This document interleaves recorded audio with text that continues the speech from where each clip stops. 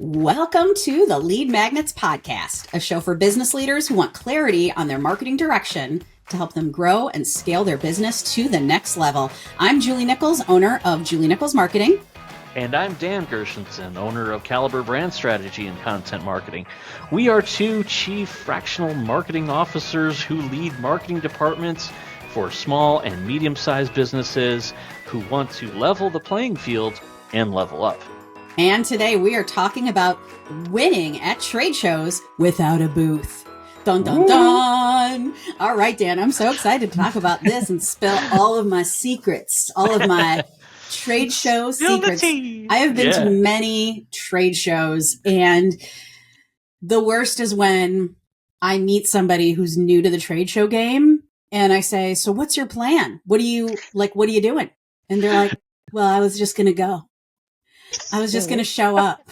And I'm like, oh, honey, I love you. You're so sweet. Let me show you the way. Let me take you by the hand and guide you through the insanity that you're about. Because a lot of times people that have never been to a trade show, they have no clue what they're getting into.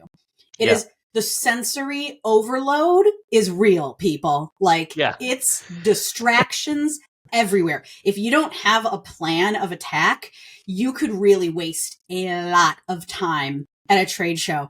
And if you're not really focused on what your goals are, what you want to get out of that trade show, you will probably wind up just going, wandering in a corner and just bouncing from booth to booth that has nothing to do with what you want to do. And you're just getting sucked in by people who are really good at getting your attention. And they're like, ooh, come on in. And you'll just waste a lot of time, and then you'll be exhausted. And then you'll go take lunch, and then you'll be like, you know what? I'm so tired. I'm going to go back to the hotel. And then you totally wasted all of this time and money and opportunity, when if you just went in with a plan, you would have been able to achieve so much more. And you would have left that trade show being like, I feel like I got a lot out of this and this was worth my time.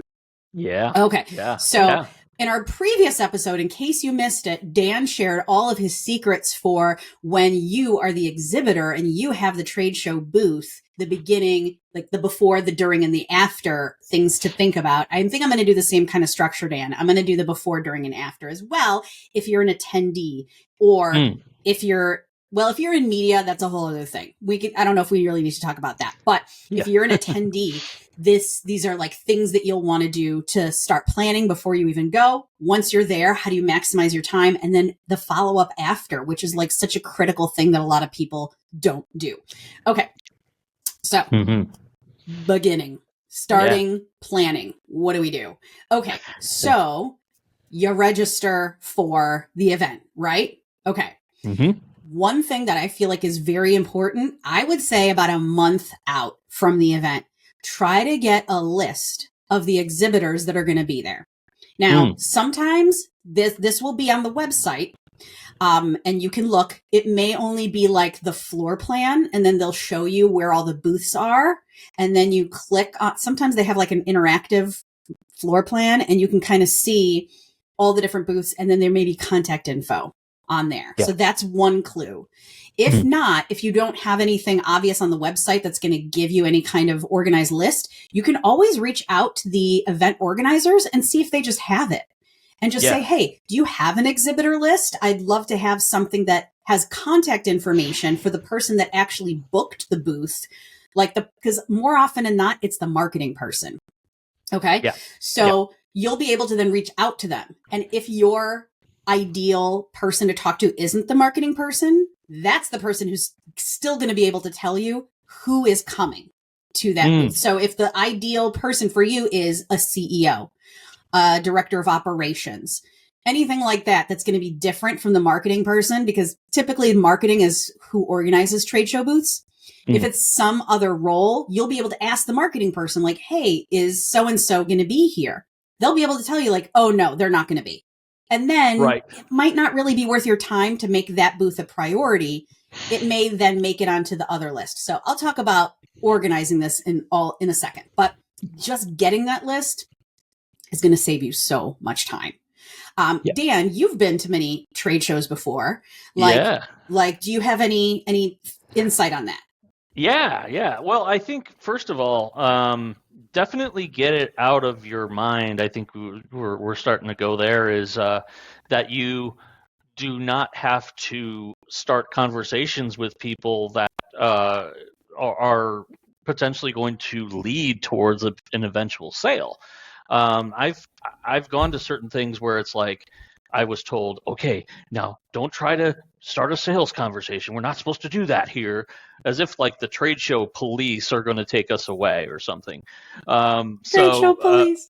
We don't, no, you're not necessarily going to go up to them and pitch them and all that, but there's no law against getting to know someone and asking them questions. And it's mostly like a lot of prospecting types of things you would do anyway. Get some information about them, ask them questions, and if you can do so in a subtle way, ask them questions that are semi-related to your service. So, what do you do? Oh, well, we do this. Oh, what challenges have you run into? Do you typically run into this or this or this? Yeah, that's actually a problem for us. Oh, okay. And don't go into what you do yet. And then they will eventually ask you, so what do you do? And then you can say, well, I do this. And that's not a pitching thing. That's we just happened to be talking about it and it led into what I do. And I think that this goes back to our previous episode where you were talking about having a goal for what you really want to get out of that show, and that the goal should not be land a sale. Yeah. That should really not be the goal, because really these trade shows, the whole point is to make those connections and to really start the conversation. So trying to go into that show and getting an answer from people on yes, we're going to do this, that's probably not going to be super successful for you. So what are the other things that you want to accomplish? What do you want to be able to say by the end of the show? I got 15 solid leads that I can now follow up with because I got the vibe from them that they were interested, or they said something. One of the answers to their questions was that they did have a need for this thing that I do. And so then that is let's put them on that list. Preparation for going to the show in regards to those booths you want to see. So you're getting your list, and then make individual emails to these exhibitors. Yeah. And like I said, it's probably going to go to either their marketing director or their marketing admin or somebody who's coordinating everything having to do with the trade show.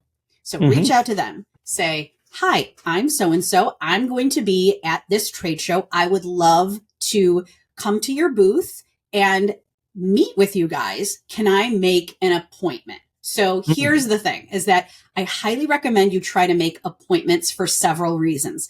One, it guarantees that you're going to be able to actually talk to somebody at the booth, the person you want to talk to. Okay. Because if you just show up at the booth at whatever time, the person, even if you know they're going to be at that booth, they may have gone to the bathroom. They may have gone to get a sandwich. They may have, their flight is leaving in 3 hours, so they're already on their way to the airport. You really never know what could be. But if you have an appointment, then you have at least yes, this is happening. And when you show up at the booth and you say, hey, I have an appointment with Jane Doe, then everybody's ooh, you have an appointment. Okay. Yes, let's get this set up. You're kind of a big deal because you have an appointment, right? You're not just an average walker passerby. You made an appointment. So there's a couple of different levels to the reason why I think you should do appointments. But I would say I really would like to meet with X because I would just love to, learn more about what you guys have to offer and share some of the things that I do. Just make it you're not doing a hard sell in that email. You're really just trying to set up the time to talk. Okay. I would just add to that is, it really be kind of transparent in a way of you're saying what you do, but also why you think it would be good for you and them to get together. And there really needs to be something at a minimum where you're saying, I'd like to get to know you because I think there may be some people that I am going to be able to introduce you to, or whatever it is. It's not like you're going to actually need to come up with those names on the spot, but they need a reason for why they should devote some of that time to you, because their fear otherwise could be, oh gosh, this guy's going to try to corner me, pitch me his thing. I don't even care if it's a good solution for them. That's what they're going to have in mind. So you're going to need to show them there's a mutual benefit for carving out 15, 20 minutes that they'd otherwise be talking to somebody else. So if they're good qualified, potentially qualified for you, that's a great way to sort of position it. I love that tip, Dan. That is so important. Thank you for mentioning that. Okay, so next thing. And just as a side note, if you're reaching out to people and you're not hearing back from them right away, that's why I want you to start out like a month in advance. Okay. So email, yes. If you don't hear back in a week, do another email, but give them a little time. Give them like a week to respond, because you may just have dropped down their inbox. Who the hell knows? You might have gone to spam. And I would say try again. And then if you don't hear from them again, maybe you just send them one more email hey, I'm going to be there and I'm going to come by the booth and then we'll talk then. Something like that. But don't give up. But just don't be a bother about it. I would just say try your best. Okay. Yeah. Because if you don't make an appointment with them, you can still see them. You can still come by the booth. Okay. So you've made your list. You've got your appointments set. Make sure that you schedule in time to eat. I'm just telling you. This has happened to me before. That's important. It really is, because you just get and then if you don't eat, if you don't take a little lunch break and then you have your appointments in the afternoon, you're going to be crabby. You're going to be tired. You're just going to, make sure to carve out the time for yourself. And here's a hot tip. A lot of times the booths will have food. Just it doesn't hurt to just snag a bagel, shove it in your purse, keep going, just eat and walk. So anyway, but that's for hardcore trade show people that I've been in the past. Okay. Yeah. So now you've really the day before, I would say you fly in, you get to your hotel, take out all of your materials from where you've registered and really kind of plot out the event. Ooh, you know what? I also had another idea, Dan, I forgot to mention, is that when you are making your appointments, try to block them in different areas of the space.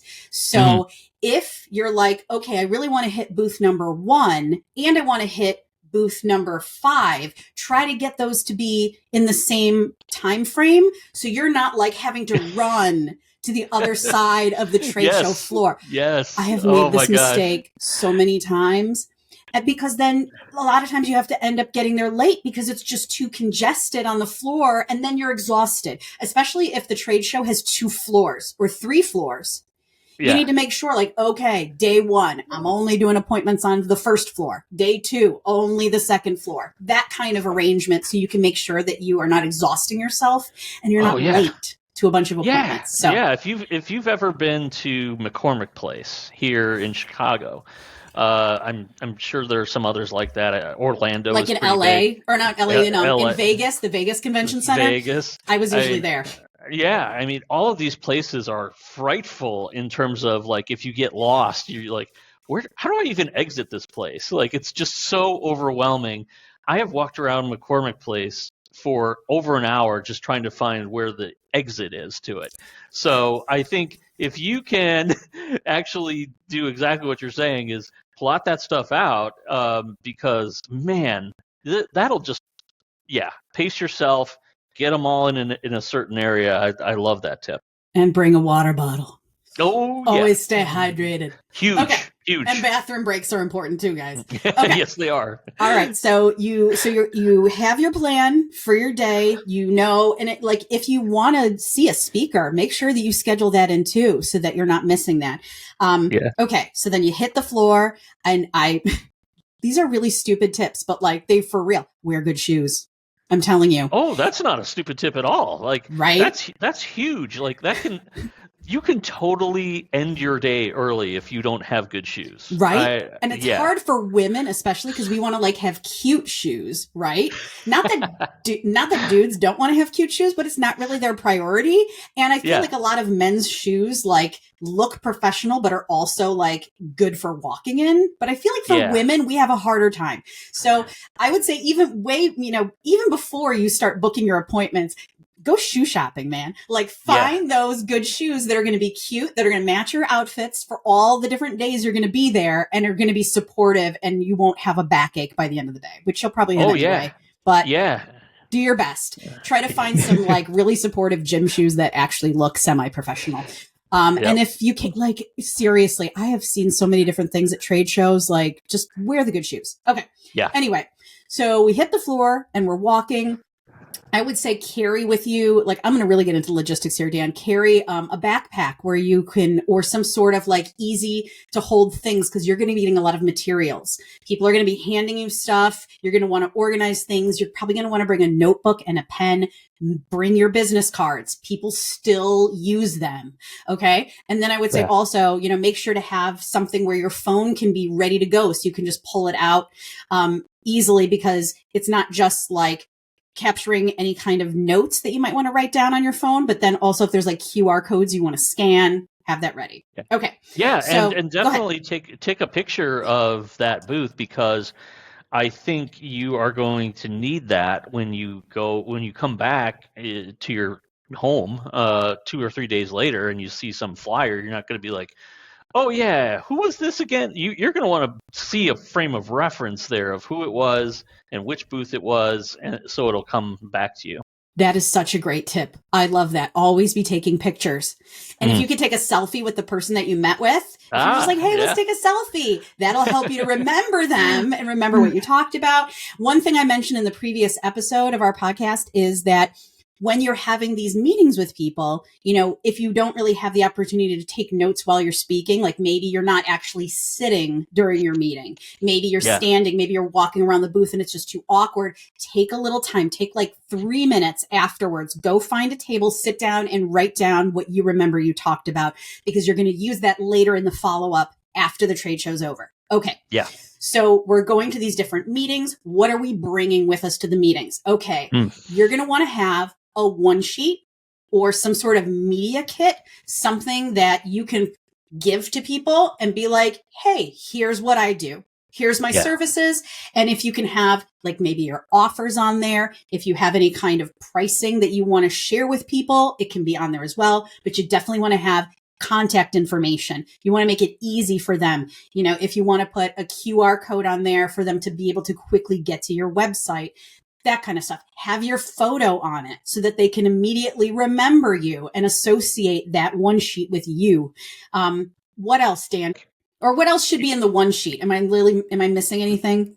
No, I think, you're going to have something that is going to be, maybe they'll glance at one part of, if it's a front and back, they're really going to look at the front, and you want some very quick scannable stuff. So, it's almost not like a typical one sheet in that way. It's more, what is a very quick boom, boom, boom, boom, boom, bullet point kind of stuff, so people can absorb it in 10, 15 seconds. Because remember, this isn't going to make a sale. You're just trying to get to the next conversation. That's it. Yeah, and they may not even take it with them. You may just be showing it, and then you just kind of take it back. Yeah. So just remember, the realistic goals here is, it's not like, oh, we went to their booth, they loved us, and now they're buying 50,000 of our thing. Like, that doesn't happen. So if you are simply able to keep the momentum of a good conversation going, especially if it's a qualified one, then that's really that's as good as gets right there. Yeah, absolutely. Okay, so you've finished your meeting. They have your business card. You have theirs. Make sure before you leave, you have something, a way to get in touch with them after. Because even though you set up the appointment with whoever, the marketing admin, the person you actually met with probably has a different email, a different phone number. That's the one you need to hang on to. So make sure, because this is so easy to do. Oh my God, it was so great. Blah, blah, blah. And then you leave. And then you're like, damn, I didn't get that person's email. I didn't get that person's phone number. I don't even know their last name. How do I talk to them again? I have to email the marketing admin now, and then they may or may not give it to me because they may be gatekeeping and they may have told them, like, don't hand out any information. So make sure you get that before you leave. Yeah, and as long as you're mentioning this, I talked about this last episode, but I think it's worth repeating and probably even give a little more information. I mentioned a little technology called geofencing, and I think this is important because, especially, it almost is more important for you as a visitor than it is as an exhibitor. And what that is we're talking about a location-based technology. So you're creating a virtual boundary around an area. So let's just say it's drawn around a certain part of the floor in advance using some technology. And this virtual perimeter is called a geofence.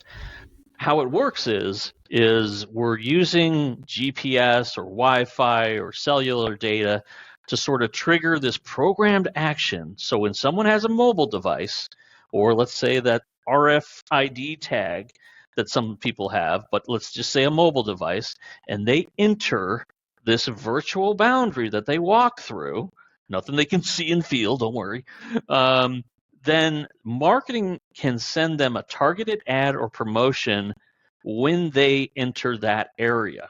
And if they have their phone out, boom, then that ad or promotion can go right to potentially their phone in that moment. So think about how that can then that can actually capture some information such as email addresses and send it back to you, which is amazingly useful and important. So don't think that you just have to hustle all around the place to get email addresses and cards and things like that.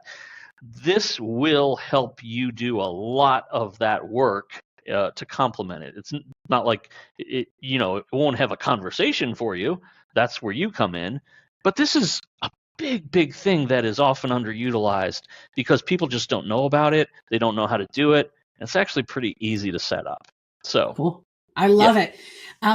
This reminds me that one thing I wanted to mention is that at the end of each day of the trade show, when you go back to your hotel, or you might not even get to the hotel for a while, because I mean, when I would go to trade shows, it would be like, let's do dinner. Okay. And then we're just like convention floor, straight to a restaurant, straight to a club, straight to Cirque du Soleil, whatever the hell. And you're schlepping all your stuff with you. Make it a point, either when you get back to the hotel or first thing in the morning, go through all the stuff you got that day. Go through everything. Throw out anything that you do not have any interest in. Keep all the really important business cards, all the really important collateral you want to hang on to. Put that somewhere safe, okay? Because if you wait until the last day of the convention and then you're going through all your crap while you're trying to pack your bags to check out of the hotel, it's just going to be chaos. And believe me, it'll really just help you to get more organized. So take some time. We always would have like a little, if there was something in the room, like a dish or like a bowl, we would just be that, put the good cards in that bowl. Those are the good leads. Put them in the bowl so they don't get lost. Okay. Okay. What else? Oh, and so while you're there, also think about like who you could be meeting outside of the booth. Going to a trade show isn't all about going to the booths. It's also about other people that are going to be there who are not at booths, who you may want to connect with to get coffee, to have dinner, to go out to a show, and really like think about who are going to be those power connectors that are in your industry or in the industry you're trying to sell to. That would be a good person to just network with while you're at the show. I mean, there's so many different ways to optimize your trade show experience. It's really crazy. And if it's your first time going, it can be very overwhelming. Any other tips for during the show, Dan? Let's see. During the show, I think those are some really good ones. I do think there's nothing wrong with this is going to sound really kind of basic and no-brainer, but I do think it needs to happen is when you are getting home at night and you're looking through that, that goodie bag of stuff and thinking about what to keep and what not to keep, it's a good idea to email that person, some of the people that you saw that day, because I think if you wait, let's say 2 or 3 days after the show's over, there's nothing wrong with that, but why wait till then? There's nothing wrong with just saying, hey, it was awesome to meet with you to talk about this, jog their memory a little bit. And if you can, I think even having a picture of yourself, like in your e-signature or something like that, is probably a good frame of reference. So remember, you're going to reach out to them more than once, especially when you get back. So definitely the night of, perhaps, is a really good time to sort of review, okay, who are like the best 5 people I talked to, send each of them a quick note, and hey, let's try to connect next week. That's it. You don't have to go into anything about you and what you do and anything like that. So yeah, I love that. That's great. Because that they're just probably sitting at a dinner with like 10 other people and they're just like scrolling through their emails. Yeah. They're going to see it. Yeah, there's a lot of people that don't think about this proactiveness at all. Mm-hmm. They just kind of go, and they sort of, like you said in the beginning, they sort of wing it. They kind of see, okay, let's check it out and see what happens. And I think you have the opportunity to be so much more than that if you're a visitor. There's nothing against you trying to start conversations. That's why you're there. And it's not purely just, okay, no, they're selling something I don't want, so forget it. Not necessarily. Like, couldn't these be people that knock on the same door that you do? So think about that in a broader scope. Yeah, how collaborations can happen. Yeah. Even if that's not going to be a sale, but you guys, it makes sense for you to work together. Collaborations can be born at these trade shows, especially if you're, I can't even tell you how many people I've met sitting down at the lunch tables. Yeah. That's where the real networking happens. I think at trade shows is that like, I got to sit, I got to eat this sandwich because I'm dying of hunger, but who am I going to sit with? Oh, those people look kind of nice. And you talk with them and then like, oh, wow, we actually have a lot in common. Now we get to stay in touch. So be open when you're at these shows to just like talking to randos, like really sitting down with people, chit-chatting in line for your drink or your sandwich. And you never know who you just might connect with that you weren't expecting. Yeah, and last episode, you were bringing out some microphones that I think are really great. These nice, very inexpensive clip microphones. So bonus tip, extra credit here.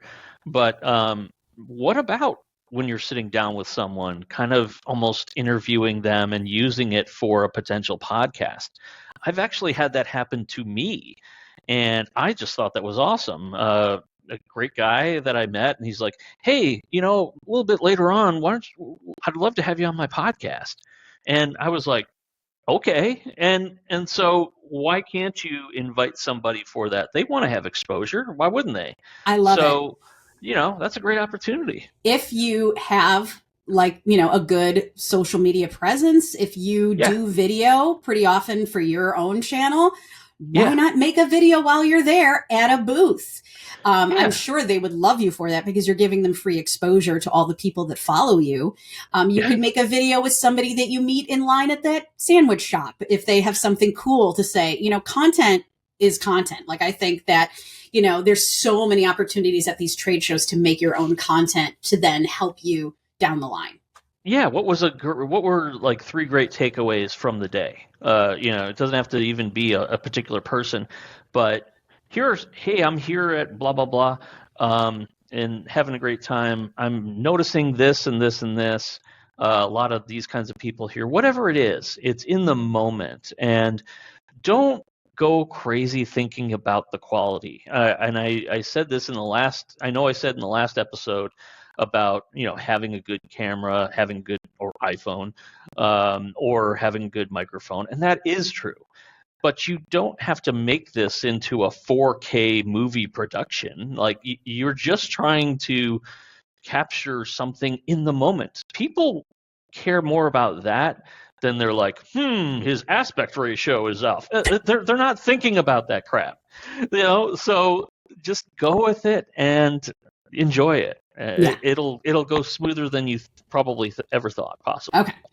Now I just want to do a couple things about follow-up, which is very similar to what we talked about in the last episode, which is follow up. Freaking follow up with these people. Like, you need to follow up. Like, they've got a million different things going on, and you need to really, be proactive and be kind and be,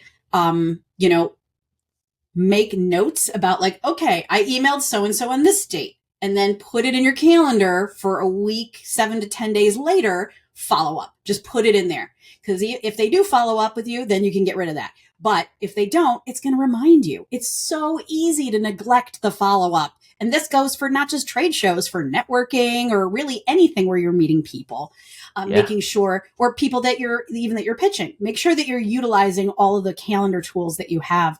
But when it comes to like following up with people that you've met at their booths, make that email personal. Don't just send an email to everybody that you met and put them all in the BCC field. Okay. You want each one to have something about what you guys talked about at that booth, or something that you noticed, something that you shared about yourself, but don't make it like a Russian novel. Okay. We want to make it like short and sweet, to the point, sharing what it is that you really are looking to do. You're looking to connect with them again. I'd love to meet with you so we can talk more. And then just make it easy for them. Give them a link to your calendar so that they can book a time with you, so that you don't have to be going back and forth with figuring out a time. Let them book their own thing that's going to work for them, and keep the conversation going. Did you? It looks like you had something to say, Dan. No, just to piggyback on that, then also follow them on LinkedIn, if not connect, and then follow their company. And remember, even if something doesn't come together, it doesn't mean it's a dead thing. Stay on top of that. Get connected with them and their company, or anybody that you met. And that way you're keeping tabs on them and their company's comings and goings. So I think sometimes people just get into, oh yeah, well he's busy, whatever, and they just forget about it. Don't do that. It's definitely something that if they're not ready right now to talk to you, they could be in 3 months or 6 months. Think about how much you'll have observed about them and their company that you can talk about. So I have a stack of business cards right here on top of my little monitor display thing. And I always have a little stack of business cards, because this is a good visual for me to remember. Every couple of weeks I'll go through the stack and I'll be like, who haven't I talked to lately? Who haven't I heard back from lately? I'm a very visual person. I think most people are. So having that little reminder right there in front of you is not the worst idea, everybody. Okay, Dan, I feel like we are out of time. I feel like we got gave a bazillion tips, and hopefully this will make your next trade show visit a lot smoother. You will be winning at this trade show, everybody. We are winning. And you don't even have to shell out thousands of dollars for a booth. You're just walking the floor like a pro in your, supportive orthopedic shoes that you bought just for this occasion. Okay. This broadcast sponsored by Rockport. Brought to you by. Oh my God! You know what, Dan? We should figure that out. We gotta get some sponsors. We should. Anyway, everyone, thank you so much for joining us. I'm Julie Nichols of Julie Nichols Marketing, and I'm Dan Gershenson of Caliber Brand Strategy and Content Marketing. And thank you for subscribing to the Lead Magnets podcast. We'll see you next time. See you, everybody.